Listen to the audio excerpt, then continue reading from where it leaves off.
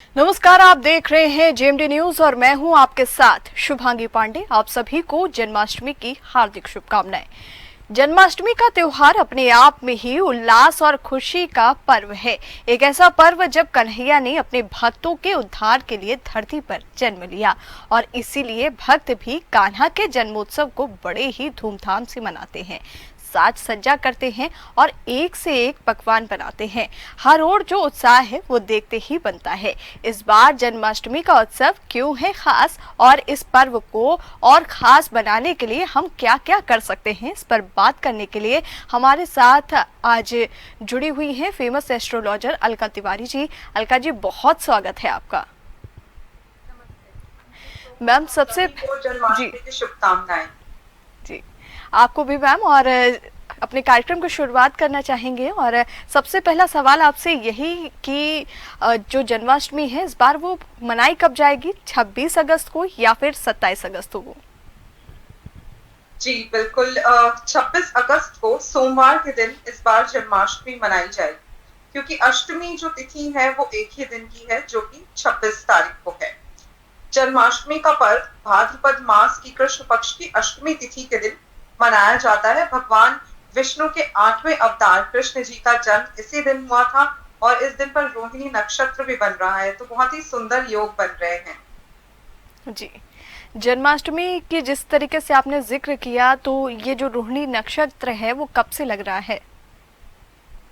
रोहिणी नक्षत्र की शुरुआत 26 अगस्त को दोपहर 3:55 से होगी, जो कि 27 अगस्त तक 3:38 तक दोपहर के रहेगा। जी मैम, जिस तरीके से जन्माष्टमी की हम जब बात करते हैं, क्या बताया जाता है, इसका इतना महत्व क्यों है? देखिए, जब जब पाप बढ़ता है धरती पर तब तब भगवान अवतार लेते हैं, कृष्ण जी तब तब अवतार लेते हैं। जब कंस का अत्याचार धरती पर बढ़ता गया तब श्री कृष्ण ने जन्म लिया। इसीलिए इस पर्व को बहुत ही धूमधाम से मनाया जाता है, क्योंकि कंस के जो अत्याचार थे उनसे निजात दिलाई भगवान ने, और भगवान कृष्ण ने जन्म लिया देवकी की कोख से। भगवान कृष्ण के जन्मदिन के रूप में हम इस दिन को मनाते हैं और उनका बर्थडे सभी के लिए बहुत ज्यादा स्पेशल होता है। जी मैम, जिस तरीके से जन्माष्टमी की अगर हम बात कर रहे हैं, तो अगर भगवान कृष्ण के जन्म से जुड़ी कोई कथा अगर आप बताना चाहें। जी बिल्कुल, देखिए बहुत सारी कृष्ण जी की तो बहुत सारी कहानियां हैं, उनके बाल स्वरूप की, वो जब बड़े हुए तब की, और बाद में भी उनकी काफी सारी कहानियां। लेकिन यहाँ मैं एक कहानी बताऊंगी क्योंकि हमारे पास बहुत कम टाइम होता है, तो पुतना के वध की कहानी बताऊंगी यहाँ पर मैं। जब कंस को ये पता चला कि छल पूर्वक वासुदेव और देवकी ने अपने पुत्र को कहीं और भेज दिया है, तब कंस ने अपने अनुचरों को चारों ओर भेजा और पता लगाने की कोशिश की कि आखिर वो बालक है कहाँ। इसी समय में उसने बहुत सारे बालकों का वध किया। जब पुतना श्री कृष्ण के पास गई विष वाला दूध पिलाने के लिए अपना, तब उनको पहचान लिया भगवान ने, श्री कृष्ण ने, और उन्हें खत्म कर दिया, उनका वध कर दिया। जी तो वो बचपन से ही सारे पाप को खत्म करते हुए आए हैं, और उनके अंदर बचपन से ही इतनी सुंदर कलाएं उन्होंने दिखाई हैं। अपनी माता को उन्होंने अपने मुख में पूरा विश्व दिखा दिया था, और जो हमारी गैलेक्सी है वो दिखा दी थी। तो इस तरीके की बहुत सारी कहानियां जुड़ी हुई हैं। जी मैम, जिस तरीके से आपने जिक्र किया, बहुत ही सुंदर ये जिक्र, और हम आपसे ये जानना चाहेंगे कि ब्रज की अगर हम बात करें तो ब्रज में किस तरह की धूम होती है, किस तरीके से इस त्योहार को मनाया जाता है, क्या कुछ विशेष होता है? ब्रज में 10 दिन पहले से ही उत्सव शुरू हो जाते हैं। जी उनके अंदर एक अलग ही उत्साह देखने को मिलता है। वैसे इंडिया में बाकी पार्ट्स में भी आप देखेंगे तो जैसे महाराष्ट्र है, वहां दही हांडी होता है, गुजरात में भी दही हांडी होता है। वैसे ही ब्रज में 10 दिन पहले से उत्सव शुरू हो जाता है, और बहुत सारे सांस्कृतिक कार्यक्रम आयोजित किए जाते हैं। बहुत सुंदर तरीके से मंदिरों को सजाया जाता है। जी जो कार्यक्रम आयोजित किए जाते हैं उनमें भगवान कृष्ण की अलग अलग लीलाएं दिखाई जाती हैं, जैसे कि माखन चोरी की, रास लीला, पुतना का वध, ये सब कुछ वहां पर दिखाया जाता है। जैसे जब राम जी का राम जी की अगर हम बात करें तो राम लीला होती है, वैसे ही ब्रिज में पूरा कृष्ण जी की लीला दिखाई जाती है। जी।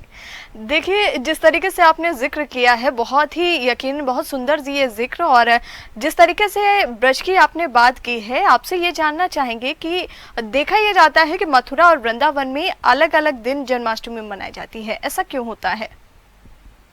देखिए, इस साल भी मथुरा में 26 को ही जन्माष्टमी मनाई जी। जाएगी, वहीं पर वृंदावन में 27 को हुँ। मनाई जाएगी।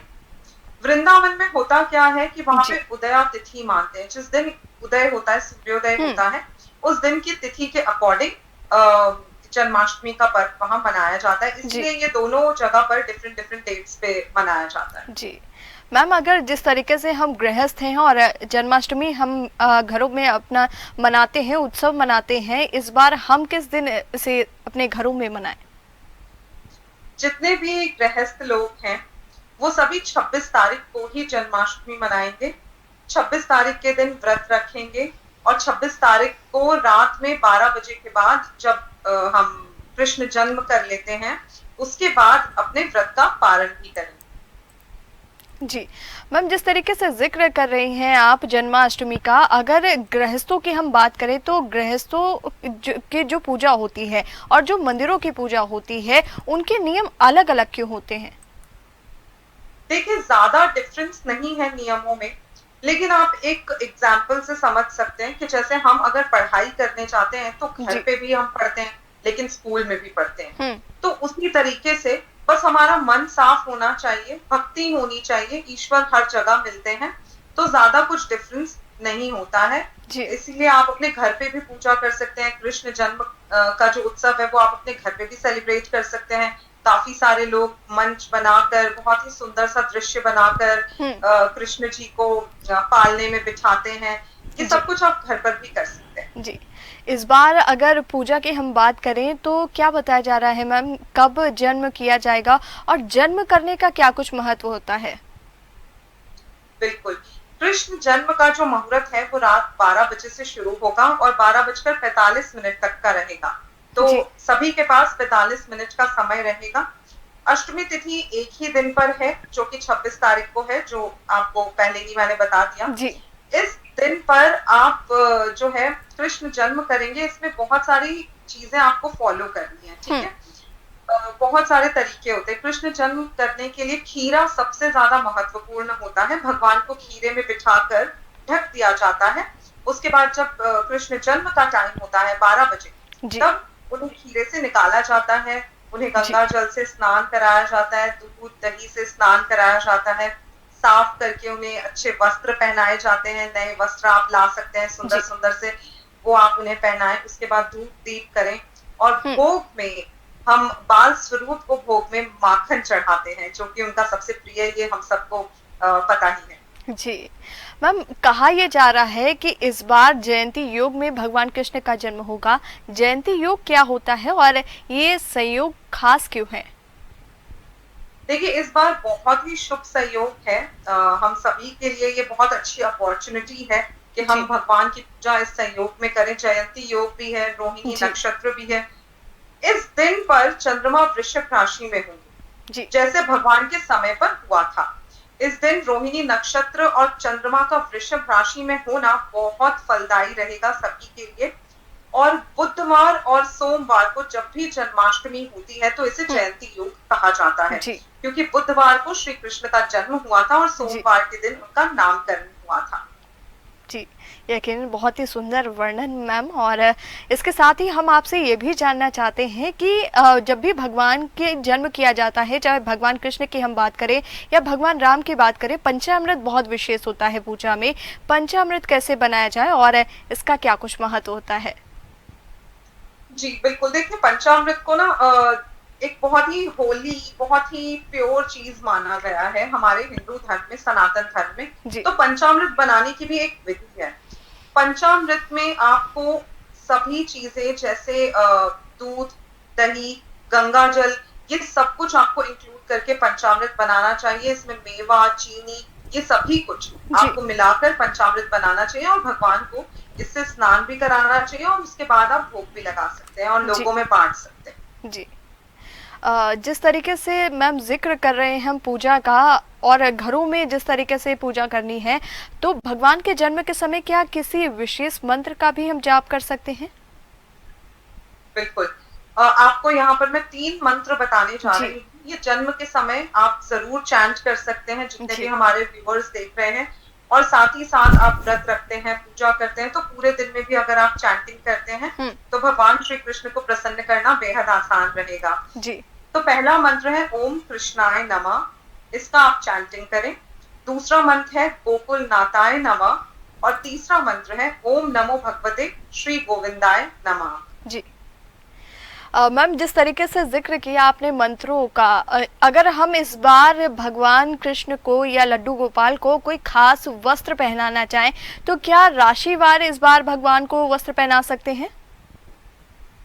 बिल्कुल पहना सकते हैं और इसी जी। तरीके से आप अगर करते हैं तो आपके लिए बहुत अच्छे रिजल्ट्स आएंगे आने वाले समय में। हुँ। तो यहाँ पर आपको बताना चाहूंगी कि अगर मेष राशि के हैं आप जी। और आप भगवान को वस्त्र पहनाना चाहते हैं, तो आप हरे रंग के वस्त्र पहनाएं, ये आपके लिए बहुत अच्छा रहेगा। वृषभ राशि के लोग पिंक कलर के गुलाबी रंग के वस्त्र पहना सकते हैं। हुँ। मिथुन राशि के लोग गेरुआ रंग, कर्क राशि के लोग सफेद रंग, सिंह राशि के लोग गुलाबी रंग, कन्या राशि के जो लोग हैं वो हरे रंग के पहनाएंगे, जी। तुला राशि के लोग केसरिया रंग के पहनाएंगे, वृश्चिक राशि के लोग लाल रंग के पहनाएंगे। जी। साथ ही साथ बाकी राशियों की बात की जाए तो धनु राशि के लोग पीले रंग के वस्त्र पहनाएं, क्योंकि भगवान श्री कृष्ण को पीताम्बर भी कहा जाता है। इन्हें येलो कलर बहुत अच्छा लगता है। अगर आपको अपनी राशि नहीं भी पता है तो आप येलो कलर के वस्त्र, पीले रंग के, आप उन्हें जरूर पहना सकते हैं। मकर जी। राशि के लोग नीले रंग को यूज करेंगे, कुंभ राशि के लोग भी नीले रंग को यूज करेंगे और आखिरी राशि जो है मीन राशि, जी। आप पीले रंग के वस्त्र पहना सकते हैं। जी। मैम जिस तरीके से राशिवार आपने वस्त्रों के बारे में बताया, हम ये भी चाहते हैं कि राशिवार अगर भोग भी आप बताएं।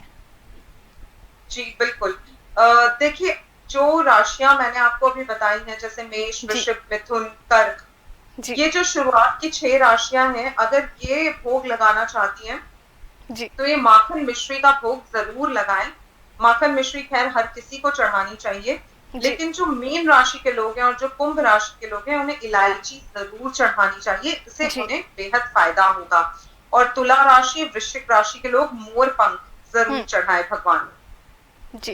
मैम जिस तरीके से हम जिक्र कर रहे हैं पूजा का और आपने विस्तार से जानकारियां भी हमें दी हैं, एक चीज़ आपसे ये जानना चाहेंगे कि जिस तरीके से लड्डू गोपाल की जब पूजा की बात होती है या बाके बिहारी की पूजा की बात होती है, कौन कौन से ऐसे काम हैं जो ज़रूर करने चाहिए या कौन कौन से ऐसी चीज़ें हैं जिनका इस्तेमाल पूजा में ज़रूर किया जाता है? जी, देखिए, कृष्ण जी की जो प्रिय वस्तुएं हैं, जो फेवरेट चीजें हैं, देखिए किसी का भी बर्थडे, हमारा अपना भी बर्थडे होता है, तो क्या हमें यही पसंद आता है कि हमारी जो फेवरेट चीजें हैं हम वो लेकर आए या हमें कोई गिफ्ट दे। उसी तरीके से श्री कृष्ण भी बहुत प्यारे से छोटे से जी। बच्चे हैं, तो उन्हीं का जन्म हम सेलिब्रेट करते हैं। तो उनकी जी। फेवरेट चीजें जैसे कि वैजंती माला है, हम्म। मोर पंख है, बांसुरी है, ये सभी चीजें जरूर चढ़ानी चाहिए। जी। इससे हमें लाइफ में बहुत फायदा होता है। अगर धन की कमी है, वो कमी खत्म होती है। आगे इसी में आपको बताऊंगी कि क्या उपाय भी आप कर सकते जी। हैं। बिल्कुल। मैम जिस तरीके से हम जिक्र कर रहे हैं लगातार पूजा का, ऐसे कौन सी चीज़ें हैं या कौन सी बातें हैं जिनको हमें बिल्कुल नहीं करना चाहिए, जिनकी सावधानियां बरतनी चाहिए? जी, तो देखिए, इस दिन पर खीरे का अगर आपने जी। यूज नहीं किया, जी। आप अगर कृष्ण जी का जन्म खीरे से नहीं कराते हैं तो आपकी पूजा अधूरी मानी जाती है। इससे खीरे से जरूर जन्म कराएं। और जैसा कि आपने मुझे पूछा कि कौन सी चीजें नहीं करनी चाहिए इस दिन पर, तो जो चीजें आपको अवॉइड करनी है वो ये है कि आप इस दिन पर नाखून ना काटें, आप इस दिन पर बाल ना काटें, आप जी। इस दिन पर किसी गाय को चोट ना पहुंचाएं। इस दिन पर जितना हो सके गायों की सेवा करें, गाय को चारा खिलाएं, क्योंकि गाय श्री कृष्ण के लिए बहुत ज्यादा उनके फ्रेंड की तरह, उन्होंने बहुत समय बिताया है वहीं गौशाला में, तो उनके लिए एक गिफ्ट ही होगा अगर आप गाय को चारा खिलाते हैं, गाय की सेवा करते हैं। जी। मैम, जिस तरीके से जिक्र कर रही थी आपकी, आप कुछ उपाय भी बताएंगी। आपसे यही जानना चाहेंगे कि इस बार जन्माष्टमी का जब हम पर्व मनाएंगे तो क्या कुछ विशेष कर सकते हैं और कौन से ऐसे उपाय हैं जो हमें करने चाहिए। जी बिल्कुल। तो देखिए, उपाय के तौर पे मैं आपको बताना चाहूंगी जी। कि जैसे आपने बताया कि गाय को जरूर खिलाना है, गाय की सेवा करनी है। इसके हम्म। अलावा अगर आपके कुछ काम रुके हुए हैं, बहुत समय से आपके काम आगे नहीं बढ़ रहे हैं, तो इस दिन पर आपको कृष्ण मंदिर में जाकर नारियल चढ़ाना है और 27 बादाम साथ में चढ़ानी है। और आपको अपने मन ही मन अपनी मनोकामना बोलनी है। भगवान श्री कृष्ण आपकी मनोकामना पूरी करेंगे और आपकी जी रुके हुए जो कार्य हैं वो संपन्न होंगे। बिल्कुल। इसके बाद दूसरा उपाय आपको बताना चाहती हूँ जो सुख समृद्धि के लिए है, आपके लाइफ में धन की आवक बढ़ाएगा। आपके घर में अगर प्रॉब्लम्स हैं तो वो प्रॉब्लम्स दूर होंगी। भगवान को मोर पंख और बांसुरी बेहद प्रिय है। जी ये भगवान के चरणों में बिल्कुल अर्पित करना चाहिए, इससे जी। सुख समृद्धि बढ़ेगी। हम्म। केले के पेड़ लगाना इस दिन बहुत शुभ माना जाता है, तो केले के पेड़ लगाने से धन और धान्य की कमी कभी नहीं होती है। जी आपका लॉकर हमेशा भरा रहेगा। इस दिन पर ईशान कोण में एक घी के दीपक को जरूर शाम को जलाना चाहिए, जिससे आपके घर में हमेशा रोशनी बनी रहेगी, आपस में लोगों में प्यार बना रहेगा और हेल्थ रिलेटेड प्रॉब्लम, सबसे इंपॉर्टेंट है कि हेल्थ रिलेटेड प्रॉब्लम्स दूर होंगी। जी, बहुत ही ख़ास जानकारियाँ आपने दी मैम। और एक चीज़ आपसे और यहाँ पे जानना चाहूँगी कि देखा जाता है कि जब घर में भगवान कृष्ण का जन्म किया जाता है तो घर के जो मंदिर होते हैं इन्हें विशेष रूप से सजाया जाता है। अब की बार हम अपने मंदिरों को कैसे सजाएं और क्या इसकी कोई वैदिक विधि भी है। देखिए, घर के मंदिर को सजाने के लिए बहुत ही स्टेप बाय स्टेप आपको एक प्रोसेस फॉलो करना होता जी। है। आपको, अगर आपने घर में मंदिर रखा है, भगवान को आप वहां पर बिठा रहे हैं, तो सबसे पहले तो अपने घर को प्यूरिफाई करिए। आप धूप दीप से, गंगा जल से, रोज वाटर से, इन सभी चीजों का छिड़काव घर में करना चाहिए। उसके बाद आप एक मंच तैयार करेंगे जी और घर में लहसुन, प्याज, कोई भी तामसिक भोजन, नॉन वेज, ये सब चीजें नहीं बननी चाहिए जब तक भगवान वहां पर हैं। जब आप आगे चलकर चीजें आप नॉर्मल करते हैं, तब आप जो करना चाहे करें, लेकिन इस दिन पर बिल्कुल भी ऐसी चीजें ना बनाए घर में खाने की जिसमें कुछ तामसिक चीजें हों। जी जब घर में आप भगवान को लेकर आ रहे हैं तब आपको मंच तैयार करना है और श्री कृष्ण के लिए तो बहुत ही सुंदर सी सजावट होती है। देखिए, एक गांव का पूरा रिक्रिएट किया जाता है लुक। जी गाय बछड़ा लाया जाता है, पिकॉक लाया जाता है, मोर पंख लगाए जाते हैं। ये सभी चीजें आपको जरूर इंक्लूड करनी चाहिए, लेकिन सबसे इंपॉर्टेंट है कि घर को प्यूरिफाई जरूर करें। जी। मैम, एक चीज़ और आपसे यहाँ पे जानना चाहेंगे कि रंगोलियाँ भी बनाई जाती हैं घर में, और इस बार अगर हम अपने घर पे रंगोली बनाएं तो कौन से रंग ऐसे हैं जिनका प्रयोग करना चाहिए। जी, रंगोली बहुत शुभ मानी जाती है। माँ लक्ष्मी बहुत प्रसन्न होती हैं रंगोली से, तो हरा कलर और पीला कलर जरूर इसमें इंक्लूड होना चाहिए, जिससे कि माँ लक्ष्मी प्रसन्न होंगी, आपके घर में और ज्यादा अबंडेंस आएगी और आपकी प्रॉब्लम्स जो है वो दूर रहेंगी। मनी रिलेटेड प्रॉब्लम्स तो स्पेसिफिकली दूर रहेंगी और पॉजिटिविटी आएगी। येलो कलर और ग्रीन कलर जरूर इंक्लूड करें। जी मैम, जिस तरीके से अगर जन्माष्टमी की हम बात करें तो कई लोग व्रत भी रखते हैं, व्रत की क्या कुछ विधि होती है और व्रत के दौरान भगवान कृष्ण की हम किस तरीके से पूजा कर सकते हैं। जी, कई सारे लोग व्रत रखते हैं। इस दिन पर फलाहार करके आप व्रत रख सकते हैं। कई लोग होता है कि रात में ही पारण कर लेते हैं और कई लोग अगले दिन सुबह जब सूर्योदय हो जाता है तो उसके बाद पारण करते हैं। वो आपकी इच्छा अनुसार है। पारण आप अगर पंजीरी खाकर करते हैं तो ये सबसे बेस्ट रहेगा और फिर आप अगले दिन अपना जो नॉर्मल आप रूटीन फॉलो करते हैं वो आप कर सकते हैं। जी मैम, अगर मनवांछित फल पाने के लिए कोई उपाय करना हो तो उसके बारे में भी हमें बताइएगा। जी बिल्कुल। तो देखिए, इस दिन पर एक बहुत ही स्पेशल उपाय है जो आपको बताना चाहूंगी। इस दिन पर आपको भगवान को कलाकंद का भोग जरूर लगाना चाहिए। देखिए, सोमवार का दिन है और सोमवार का जो दिन है वो चंद्रमा से रिलेटेड होता है, तो अगर आप सफेद मिठाई, कलाकंद ऐसा कुछ चढ़ाते हैं भगवान को तो भगवान बेहद प्रसन्न होते हैं। अब ये जो त्योहार है वो भगवान श्री कृष्ण का है तो मैं जी। यहाँ पर एक रिलेशनशिप रेमेडी भी बताना चाहूंगी, रिलेशनशिप इश्यूज सॉल्व करने के लिए। जैसे राधा कृष्ण का प्यार था, वैसे ही प्यार आपकी जिंदगी में भी रहे, उसके लिए आपको हल्दी की गांठ और तुलसी के पत्ते अपने लेफ्ट हैंड में रखने हैं। जी। और ये तुलसी के पत्ते आप जन्माष्टमी के दिन बिल्कुल नहीं तोड़ेंगे, पहले से तोड़ के रख लें। जन्माष्टमी के दिन तुलसी के पत्ते नहीं तोड़े जाते। जी। तो आप हल्दी की गांठ और तुलसी के पत्ते जो हैं, सॉरी, अपने लेफ्ट हैंड में रख सकते हैं। उसके बाद आप इस मंत्र का जाप करेंगे, जी। क्लीं कृष्णाय सर्व कलेश नाशाय। इसका मंत्र जाप करते हुए आप भगवान श्री कृष्ण को ये चढ़ा देंगे और आप अपनी मनोकामना बोलेंगे कि आपके रिलेशनशिप इश्यूज सॉल्व हो जाएं, आप दोनों हस्बैंड वाइफ या अगर आप रिलेशनशिप में हैं तो आप दोनों की अच्छी बने, प्यार मोहब्बत रहे। हम्म। ये अपनी बात बोलते हुए आप उनके चरणों में चढ़ा दें। जी। मैम, चलते चलते एक सवाल आखिरी आपसे और पूछना चाहूंगी कि जिस तरीके से भगवान कृष्ण की जब बात होती है तो आजकल कई ऐसे इंस्टीट्यूट भी हैं जो भगवान कृष्ण के मैनेजमेंट के बारे में पढ़ाते हैं, जो स्टूडेंट्स होते हैं। अगर कोई ऐसा टिप्स जो आप यूथ को देना चाहें, क्योंकि आजकल का जो यूथ है वो भगवान कृष्ण को बहुत फॉलो करता है, तो ऐसे में कोई टिप्स अगर आपकी ओर से। जी, देखिए, वृंदावन जब हम जाते हैं, अभी रिसेंटली ही वृंदावन जाकर आई हूँ मैं, वहां पर भी ऐसे बहुत सारे इंस्टीट्यूट्स हैं जहां पर आउट ऑफ इंडिया से भी लोग आ रहे हैं। तो ये क्यूरोसिटी क्यों है लोगों के अंदर?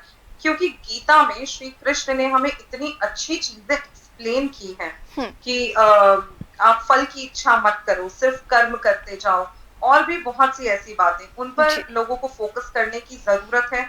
और सबसे इंपॉर्टेंट, उन्होंने कर्म का महत्व समझाया है, प्यार का महत्व समझाया। आजकल की दुनिया बहुत सेल्फिश हो चुकी है, प्यार का महत्व नहीं जानते, प्यार का असली मतलब नहीं जानते। वो सब कुछ समझाया है भगवान श्री कृष्ण ने।